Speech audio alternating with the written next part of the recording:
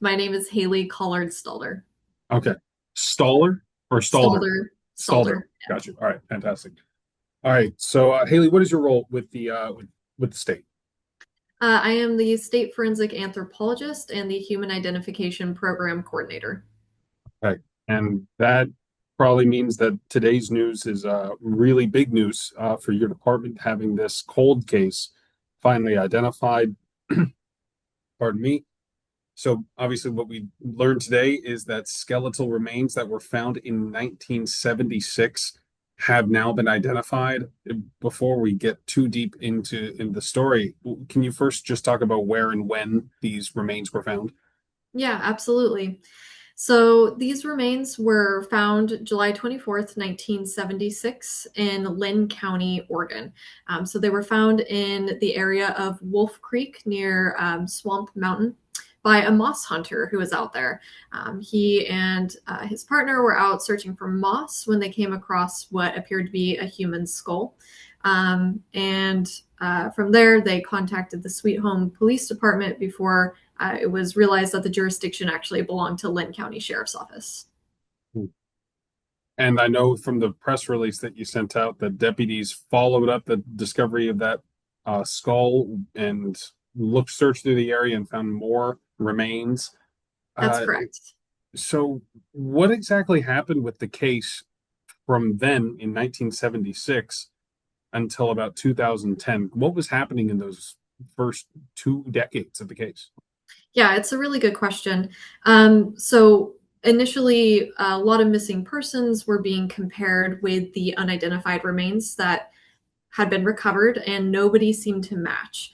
So unfortunately, as time went on, the case became cold and persisted in being unidentified. Fewer and fewer missing persons were able to be matched to that unidentified case or attempted to be, I guess, compared with that unidentified case. And it wasn't really until 2010 that any sort of DNA analysis was conducted. And so the remains were sent to the University of North Texas Center for Human Identification, and her uh, uh, genetic profile was uploaded into CODIS, or the Combined DNA Index System, but there were no hits at that point. So there were no matches for her genetic profile.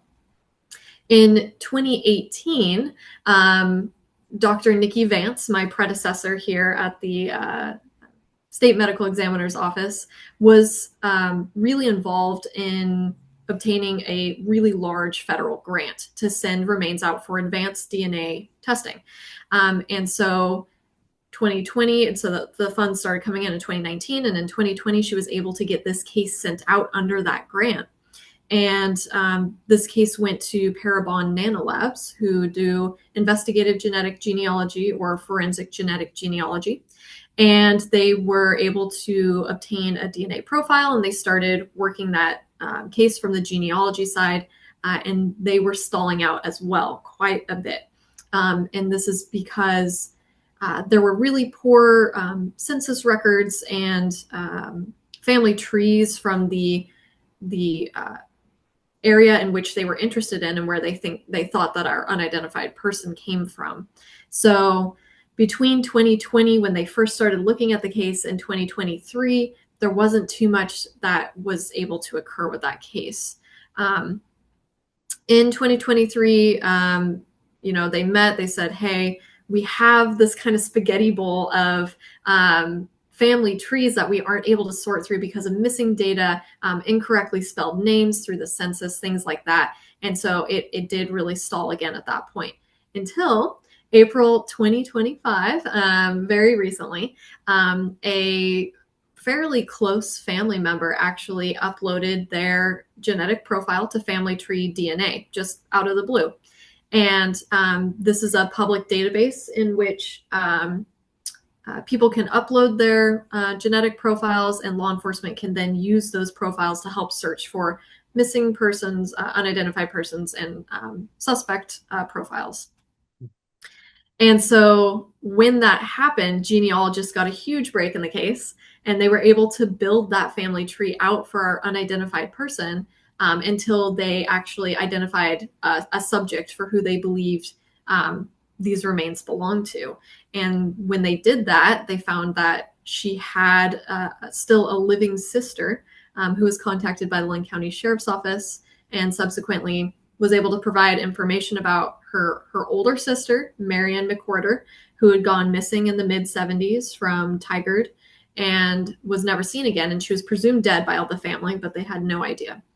And so Valerie Nagle, this Marion's sister, was able to provide a buccal swab or an oral swab to compare with the unidentified person. And at that point, it was absolutely confirmed that the person that we had here was Marion Nagle McWhorter. Thank you for walking me through that. That is just a fascinating thing. And I know I've covered a couple different cases that have used similar technology to identify cold cases. Really quick, am I allowed to use the name of the sister? Yes.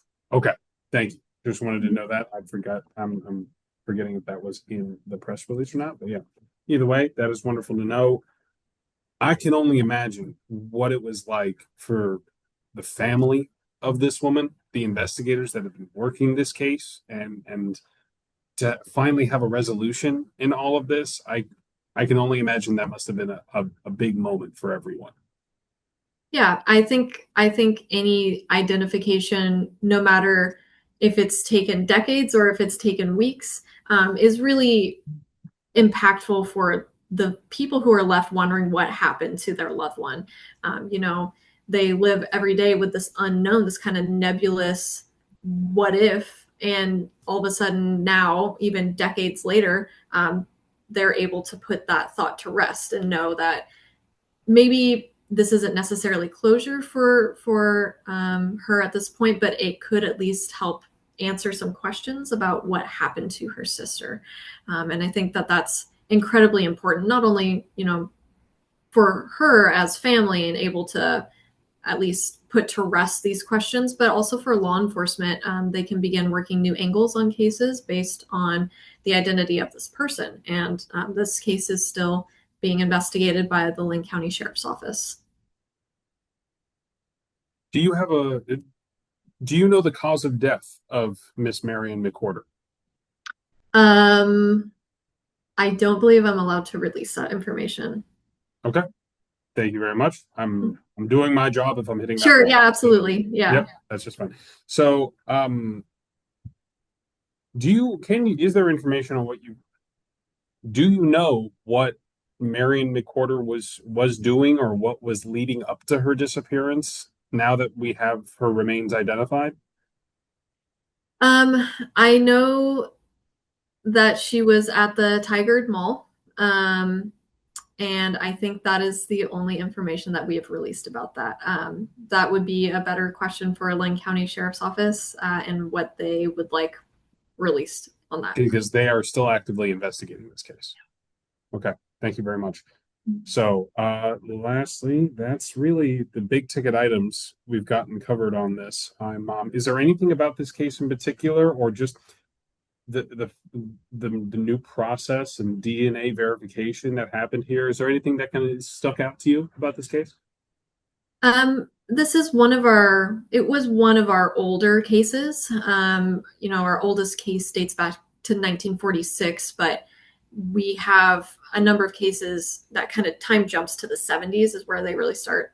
Um, and it was really just pretty amazing to be able, after almost 50 years, give somebody answers. That's an absolutely incredible feeling to be a part of that. And I just got to ride in on the coattails of my predecessor's success and doing all the legwork for this case. And I dropped in April 2025 when there was a big break in the case. So I came in with basically champagne popping already. But it still hasn't taken away the amazement that just comes from being a part of something like this. Definitely an important development, and I'm sure one that is only going to help. And so, Yeah. thank you very much for the time, Hailey. That's all my questions.